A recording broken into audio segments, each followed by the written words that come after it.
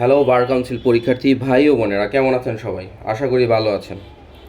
আজ আমার এই ভিডিওতে আমি আপনাদের মাঝে সিপিসি দেওয়ানি কার্যবিধির ধারা 1 ও 2 নিয়ে আলোচনা করব। বার কাউন্সিল পরীক্ষার জন্য দুই ধারা খুবই গুরুত্বপূর্ণ। আপনারা দেখতে পেয়েছেন যে পূর্ববর্তী পরীক্ষাতে বার কাউন্সিল এমসিকিউ পরীক্ষাতে দুই ধারা থেকে বেশ কয়েকবার প্রশ্ন করেছে।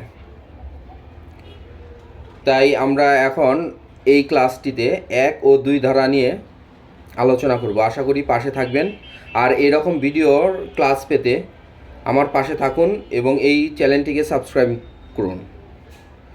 এবার চলে যাওয়া যাক, চলুন মূল আলোচনায়। এখন চলে যাওয়া যাক ধারা 1। ধারা 1-এ আছে আপনার সংক্ষিপ্ত শিরোনাম, আওতা, আরম্ভ। সংক্ষিপ্ত শিরোনাম নিয়ে আমি পূর্ববর্তী ভিডিওতে আলোচনা করেছি, আশা করি আপনারা ভিডিওগুলো দেখে নেবেন। এইভাবে ক্লাসগুলো অনুসরণ করলে আশা করি বেস্ট একটা প্রিপারেশন হবে বার কাউন্সিল এক্সামে।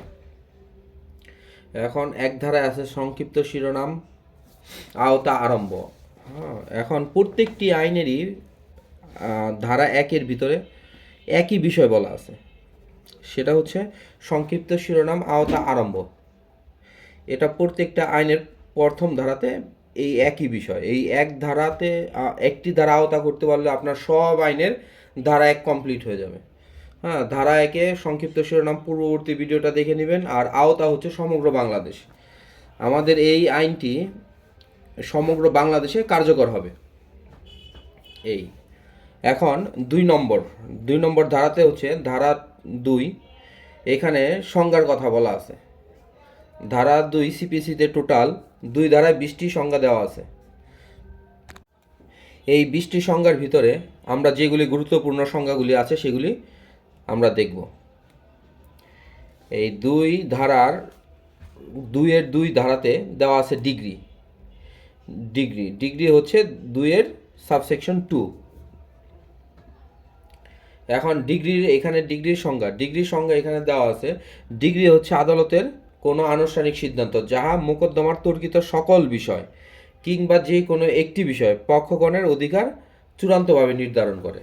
এর মানে কি হচ্ছে? এখানে হচ্ছে ডিগ্রি হচ্ছে আদালতের কোনো আনুষ্ঠানিক সিদ্ধান্ত। ডিগ্রি হচ্ছে একটা আদালতের আনুষ্ঠানিক সিদ্ধান্ত যাহা মোকদ্দমার তর্কিত সকল বিষয়। ধরেন দুইটা জমি নিয়ে 1 নম্বর বা 2 নম্বর, 101 বা 102, এই দুইটা জমি নিয়ে দ্বন্দ্ব আছে। এই দুইটা জমি নিয়ে মামলা হয়েছে, 101 এবং 102। এখন আদালত কি করতে পারে? এই দুইটি জমিরই আপনার একজনকে ডিগ্রি দিতে পারে, বা দুইটির থেকে যে কোনো একটির ডিগ্রি দিতে পারে, আংশিক ডিগ্রিও দিতে পারে। এই জন্য এখানে ডিগ্রির সংজ্ঞা বলা হচ্ছে ডিগ্রি হচ্ছে আদালতের আনুষ্ঠানিক সিদ্ধান্ত যাহা মোকদ্দমার তর্কিত সকল বিষয়, মানে দুইটি জমির বিষয় বা যে কোনো একটি জমির বিষয়।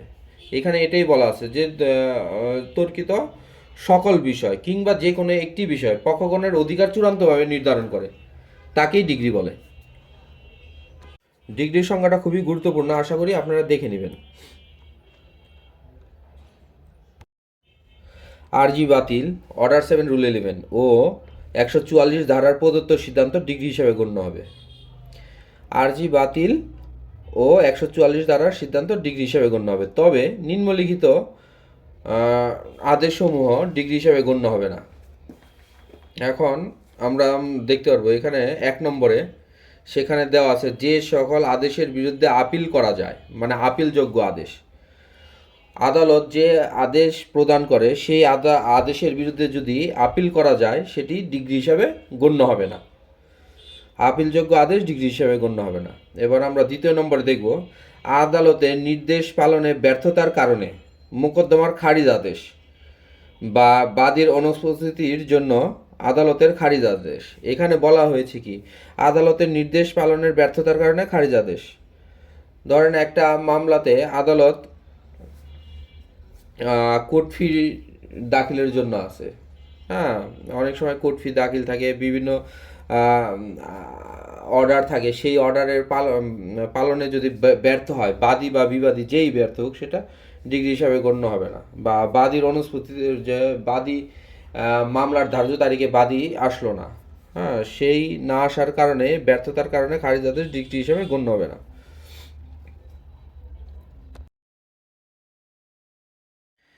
ডিগ্রি প্রধানত দুই প্রকার, যথা এক প্রাথমিক ডিগ্রি বা প্রিলিমিনারি ডিগ্রি, দুই চূড়ান্ত ডিগ্রি বা ফাইনাল ডিগ্রি।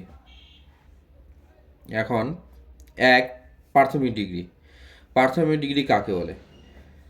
প্রিলিমিনারি ডিগ্রি, যে ডিগ্রির বিষয়ে যখন আরও কোনো কিছু বাকি থাকে তখন তাকে প্রাথমিক ডিগ্রি বলে। এর অর্থ হচ্ছে ডিগ্রির বিষয়ে যখন আরও কোনো কিছু বাকি থাকে বা চূড়ান্ত ডিগ্রি নয়, এরপরে আরও কোনো কিছু ডিগ্রি হিসাবে দেওয়া যেতে পারে, তখন তাকে প্রাথমিক ডিগ্রি বলে। এবার চূড়ান্ত ডিগ্রি, ফাইনাল ডিগ্রি। ডিগ্রির বিষয়ে যখন আর কোনো কিছু বাকি থাকে না তখন তাকে চূড়ান্ত ডিগ্রি বলে। ডিগ্রির বিষয়ে যখন আর কোনো কিছু বাকি থাকে না এবং সর্বশেষ যে ডিগ্রি দেওয়া হয় তাকেই বলা হয় চূড়ান্ত ডিগ্রি। এবার ডিগ্রি আংশিক প্রাথমিক এবং আংশিক চূড়ান্ত হতে পারে। তারপর আপোষ মীমাংসার মাধ্যমে প্রদত্ত ডিগ্রি হলো সোলে ডিগ্রি, অর্থাৎ কোনো মোকদ্দমার বাদী এবং বিবাদী উভয়ের ভিতরে যদি আপোষ মীমাংসার মাধ্যমে কোনো ডিগ্রি দেওয়া হয় তাহলে সেই ডিগ্রিকে সোলে ডিগ্রি বলে। এরপর উপরের বর্ণিত উভয় ডিগ্রি, প্রাথমিক ডিগ্রি বা চূড়ান্ত ডিগ্রি হতে পারে এমন মোকদ্দমা হলো বন্টনের মোকদ্দমা, অংশীদারি কারবার সম্পর্কিত মোকদ্দমা, বন্ধক পুনরুদ্ধার সম্পর্কিত মোকদ্দমা। এখানে বলা হচ্ছে প্রাথমিক ডিগ্রি এবং চূড়ান্ত ডিগ্রি উভয় ডিগ্রি হতে পারে এমন মোকদ্দমা হলো বন্টনের মোকদ্দমা। এই বন্টনের মোকদ্দমাতে প্রথমে প্রাথমিক ডিগ্রি হতে পারে, পরবর্তীতে চূড়ান্ত ডিগ্রি আদালত দিতে পারে। তারপর অংশীদারি কারবার সম্পর্কিত মোকদ্দমাতেও প্রাথমিক ডিগ্রি এবং চূড়ান্ত ডিগ্রি উভয় ডিগ্রি হতে পারে। বন্ধক পুনরুদ্ধারের মামলার ক্ষেত্রেও উভয় ডিগ্রি হতে পারে, প্রাথমিক ডিগ্রি এবং চূড়ান্ত ডিগ্রি। তারপর এবার আমরা পরবর্তী ধারাতে যাব, ধারা 2-3 ডিগ্রিদার। ধারা 2-3 দেওয়া আছে ডিগ্রিদার। যাহার অনুকূলে বা পক্ষে আদালত ডিগ্রি প্রদান করে তাকে বলা হয় ডিগ্রিদার। আদালত যে ডিগ্রিটি দিবে সেই ডিগ্রিটি যার পক্ষে দেওয়া হবে তাকেই বলা হয় ডিগ্রিদার। এর পরবর্তী সংজ্ঞা আমরা দেখব 2-7 উপধারা, সেকশন 2 সাবসেকশন 7। এখানে দেওয়া আছে সরকারি উকিল, গভর্নমেন্ট প্লিডার, বা আমরা দেওয়ানি কার্যবিধিতে জিপি বলে থাকি। গভর্নমেন্ট প্লিডার, সরকারি উকিল। এই কার্যবিধিতে সরকারি উকিলের জন্য নির্ধারিত কার্য পরিচালনা করার জন্য সরকার কর্তৃক নিযুক্ত ব্যক্তিকে বলা হয় সরকারি উকিল।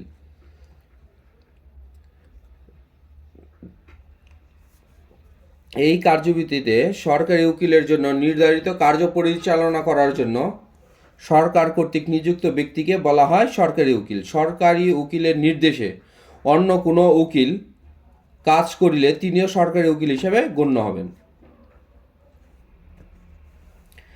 এর পরবর্তী আমরা সংজ্ঞা দেখব 2-8 উপধারা, সেকশন 2 সাবসেকশন 8। এখানে দেওয়া আছে জজের সংজ্ঞা দেওয়া আছে। দেওয়ানি আদালতের প্রিজাইডিং অফিসারকে জজ বলে। দেওয়ানি আদালতের প্রিজাইডিং অফিসারকে জজ বলে। এর পরবর্তীর সংজ্ঞাটা আমরা দেখব 2-9 উপধারা, ধারা 2-9 উপধারা রায় বা জাজমেন্ট। ডিগ্রি বা আদেশের ভিত্তি হিসাবে আদালত যে বিবৃতি দেয় তাকে রায় বা জাজমেন্ট বলে। ডিগ্রি বা আদেশের ভিত্তি হিসাবে আদালত যে বিবৃতি দেন তাকে রায় বা জাজমেন্ট বলে।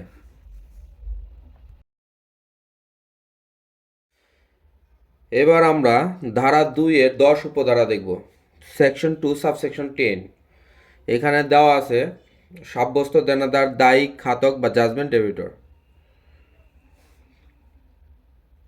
এখানে যাহার বিরুদ্ধে আদালত ডিগ্রি প্রদান করেন তাকে বলা হয় সাব্যস্ত দেনাদার, দায়িক বা খাতক।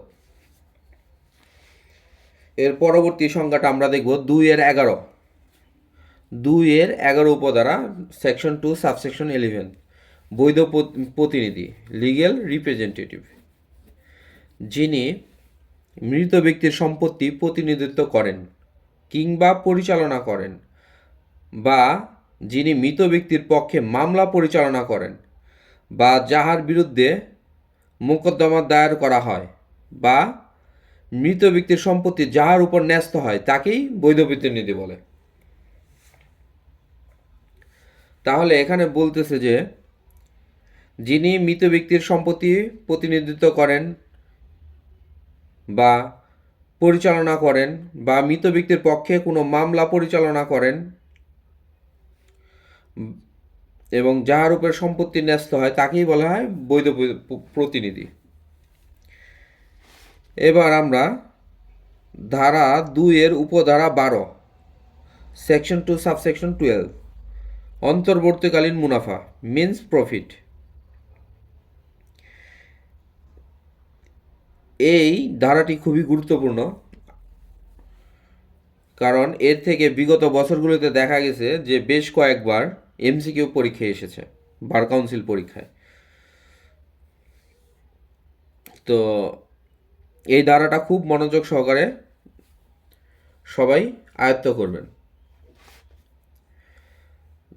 ধারা 2 সাবসেকশন 12 অন্তর্বর্তীকালীন মুনাফা, অবৈধ দখলদার কর্তৃক সম্পত্তি হইতে অর্জিত মুনাফা সুদ সহকে বলা হয় অন্তর্বর্তীকালীন মুনাফা।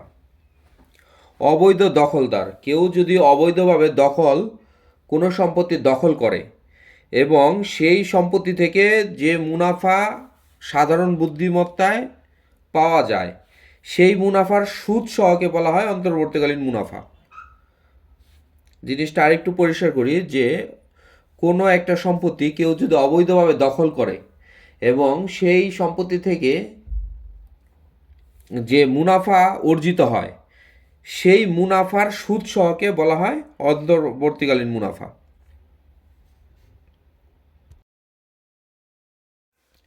তবে অবৈধ দখলদার কর্তৃক উন্নয়নের ফলে অর্জিত মুনাফা ইহার অন্তর্ভুক্ত হইবে না। তার মানে অবৈধ দখলদার যদি কোনো সম্পত্তির উন্নয়ন করে সেই উন্নয়নের ফলে যে মুনাফা আসবে তাহা অন্তর্ভুক্ত হইবে না অন্তর্বর্তীকালীন মুনাফায়। তাহলে এখানে স্পষ্টভাবে বোঝা যাচ্ছে যে অবৈধ দখলদার কর্তৃক সাধারণ বুদ্ধিমত্তায় অর্জিত মুনাফা সুদ সহকে অন্তর্বর্তীকালীন মুনাফা বলে, এবং অবৈধ দখলদার যদি সেই জমির উন্নয়ন করে, উন্নয়নের ফলে যে মুনাফা পাওয়া যায় তা অন্তর্বর্তীকালীন মুনাফার অন্তর্ভুক্ত হবে না।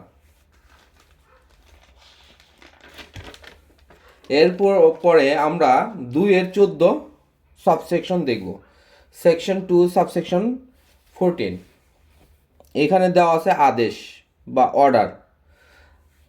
আদেশ আদালতের কোনো আনুষ্ঠানিক সিদ্ধান্ত যাহা ডিগ্রি নয়। আদেশ একটা আদালতের যে সিদ্ধান্ত দেয় এই আনুষ্ঠানিক সিদ্ধান্ত, কিন্তু আদেশ ডিগ্রি নয়। আদেশ আদালতেরই কোনো আনুষ্ঠানিক সিদ্ধান্ত যাহা ডিগ্রি নয়। আদেশ প্রধানত 2 প্রকার। নাম্বার 1 হচ্ছে আপিলযোগ্য আদেশ এবং আপিল অযোগ্য আদেশ। এরপর আমরা দেখব কোন কোন আদেশের বিরুদ্ধে আপিল করা যায় তা ধারা 104 এবং আদেশ 43-এর মধ্যে বলা আছে। এটা কিন্তু এটা খুবই গুরুত্বপূর্ণ একটি কোশ্চেন। অনেক সময় এমসিকিউতে এই প্রশ্নটা দেখা যায়, কোন কোন আদেশের বিরুদ্ধে আপিল করা যায়। এখানে 104 এবং 43 আদেশের মধ্যে বলা আছে যে কোন কোন আদেশের বিরুদ্ধে আপিল করা যায়।